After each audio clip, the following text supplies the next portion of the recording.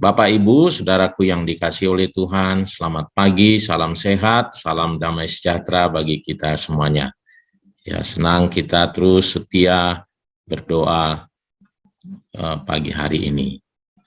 Bapak, Ibu, pagi hari ini topik yang kita mau renungkan judulnya adalah cermin dan firman. Ya. Mari kita buka Alkitab kita, Yakobus 1, ayat 22 sampai 24. Demikian firman Tuhan, tetapi hendaklah kamu menjadi pelaku firman dan bukan hanya pendengar saja. Sebab jika tidak demikian, kamu menipu diri sendiri. Sebab jika seorang hanya mendengar firman saja dan tidak melakukannya, ia adalah seumpama seorang yang sedang mengamati mukanya yang sebenarnya di depan cermin. Baru saja ia memandang dirinya, ia sudah pergi atau ia segera lupa bagaimana rupanya. Ya, saudaraku yang dikasihi oleh Tuhan, ya, saya seringkali diingatkan oleh istri saya, papi tolong bercermin gitu ya. Bercermin nih, lihat nih rambutnya acak-acakan gitu ya. Jadi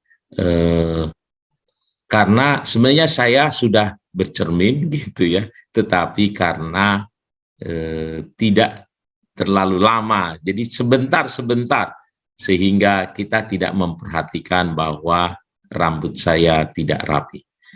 Ya, cermin adalah cara kita untuk bisa melihat apa yang kita bisa koreksi dari wajah kita, cara rambut kita, mungkin pakaian kita. Dan Rasul Yakobus ya menganalogikan kehidupan bagaimana menggunakan cermin ini ya terhadap bagaimana kita harus menggunakan firman Tuhan. Bagaimana menerapkan firman Tuhan dan bagaimana supaya firman Tuhan itu lebih berdampak, ya berdampak. Bagaimana halnya seperti cermin, ya, ya kalau dia sebentar-sebentar, katanya sebentar aja dia lupa. Jadi kita bercermin untuk memeriksa adakah yang perlu dikoreksi pada diri kita. Bagaimana rambut kita, apakah sudah tersisir dengan rapi, muka kita bagaimana, ada yang perlu dikoreksi tidak gitu ya, baju sudah terkancing dengan baik dan seterusnya.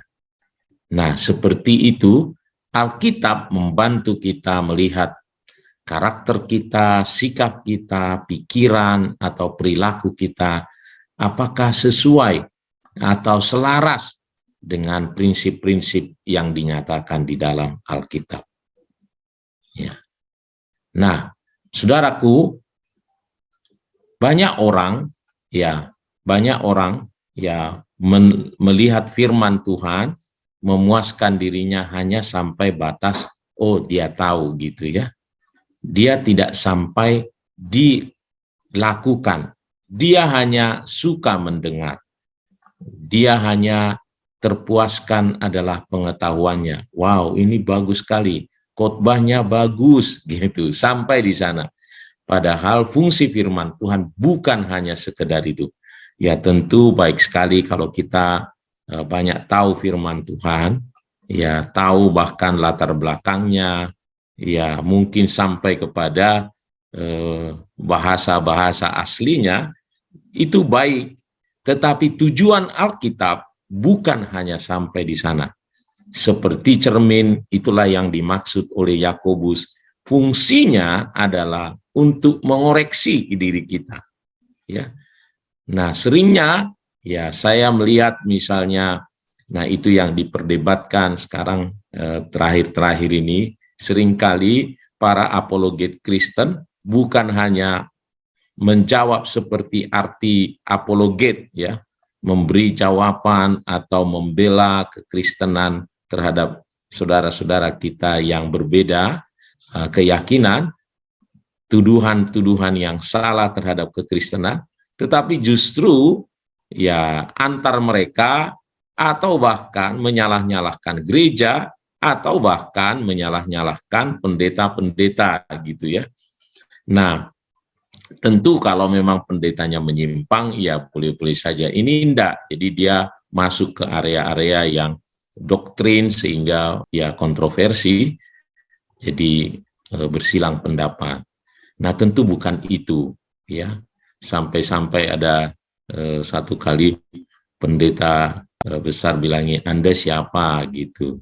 Apa yang sudah Anda lakukan? Gitu ya, sampai kepada apologet ini karena dia kerjanya memprotes-protes. Ya, karena dia katakan dari buahnya lah kamu melihat pohonnya. Nah, kenapa ada banyak orang suka sekali memuaskan hanya pengetahuannya? Sebenarnya firman Tuhan bukan ditujukan hanya sampai di sana, tetapi firman Tuhan tujuannya seperti cermin tadi, supaya diri kita sendiri dikoreksi, supaya kita terkoreksi. Ya, kita buat ada cermin, ya kita bercermin bukan untuk mengoreksi orang lain, tetapi untuk mengoreksi diri sendiri. Ya. Nah, saudaraku, firman Tuhan menegaskan ini, ya, di dalam 2 Timotius 3 ayat 16, segala tulisan yang diilhamkan Allah memang bermanfaat untuk mengajar, untuk menyatakan kesalahan, untuk memperbaiki kelakuan, dan untuk mendidik orang dalam kebenaran. Nah, saudaraku, bukan mengajar atau menyatakan kesalahan orang lain, atau memperbaiki kelakuan orang lain, enggak. Maksudnya adalah untuk diri sendiri. Ya, karena selalu prinsip dalam kekristenan ini, kita nggak bisa menghakimi orang. Kita tidak melihat seperti yang Yesus katakan, hai kamu ahli Taurat gitu ya, mengapa selumbar di mata orang lain kau lihat, tetapi balok di matamu sendiri tidak lihat. Nah, Tuhan mau kita hanya melihat diri kita ya. Nah, ini sengaja saya ambil dalam Alkitab Message, bunyinya begini ya. Setiap bagian dari kitab suci diilhami oleh Tuhan dan perhatikan ini, berguna, jadi fungsinya dalam satu atau lain cara adalah menunjukkan kepada kita sendiri kebenaran, mengungkap pemberontakan kita, memperbaiki kesalahan kita, melatih kita untuk hidup dengan cara Tuhan. Jadi kita sendiri. Nah, mari Bapak Ibu, kita sudah banyak sekali mendengar firman Tuhan, mari kita melakukannya. Jika tidak demikian, kata Rasul Yakobus adalah kita jadi menipu diri kita sendiri. Karena bagaimana mungkin kita mau bercermin, ya, tetapi kita buru-buru, cepat sekali, sehingga kita lupa wajah kita.